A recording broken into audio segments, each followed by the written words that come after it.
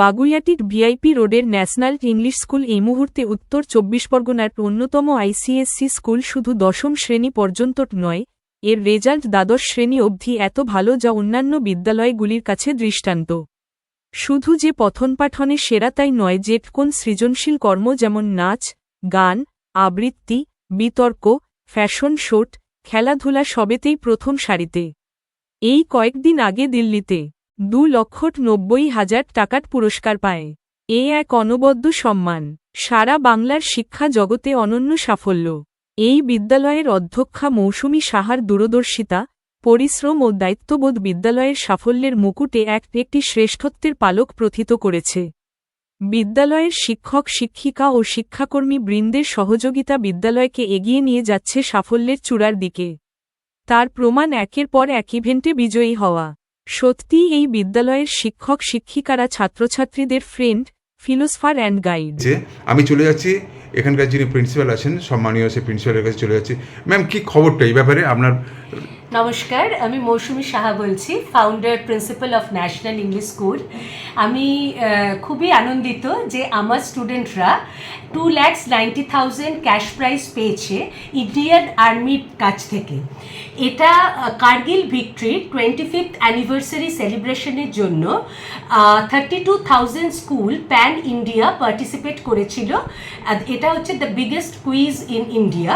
সেখানে আমাদের school top 10 finalist ছিল এবং তারা প্রায় 2,90,000 এই ক্যাশ প্রাইজটা পেয়েছে।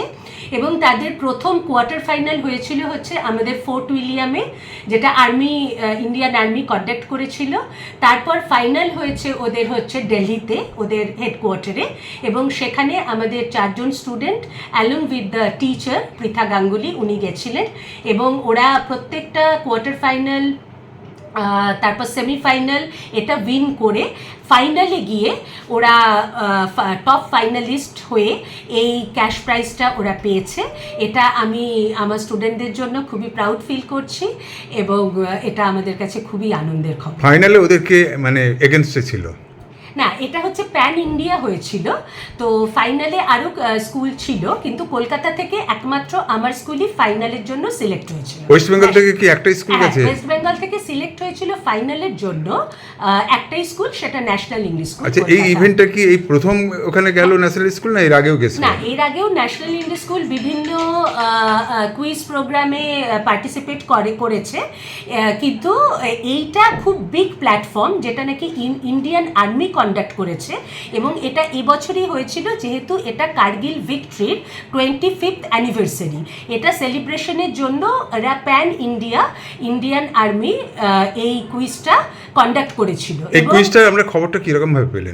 আমাদের কাছে মেল এসেছিল, তারপরে আমরা কোয়ার্টার ফাইনালে অ্যাপিয়ার করি, কোয়ার্টার ফাইনাল উইন করে আমরা ওটা সেমিফাইনালে যাই, সেমিফাইনালেও উইন করে আমরা টপ 10 ফাইনালিস্ট হই এবং আমরা দিল্লিতে যাই, গিয়ে ওরা পেয়েছিল। এবং সেমিফাইনালটা হয়েছিল গুয়াহাটিতে।